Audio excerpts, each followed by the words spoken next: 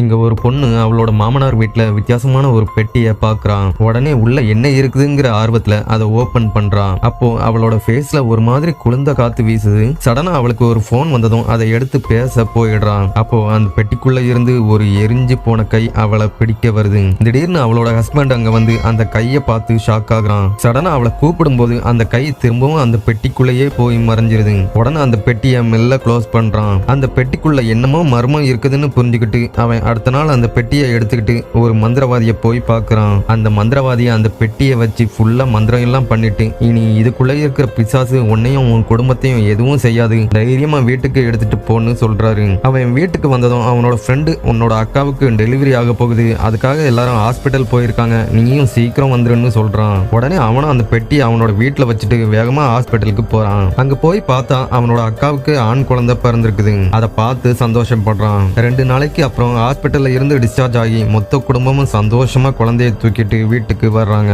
வீட்டுக்குள்ள வந்து பார்த்தா அவனோட ஒய்ஃப் எப்படியோ அடிபட்டு ரத்த வெள்ளத்துல மயக்கம் அடைஞ்சு கிடக்குறான். அதை பார்த்து எல்லாரும் என்னாச்சுன்னு எதுவும் புரியாம பயங்கர ஷாக் ஆகுறாங்க.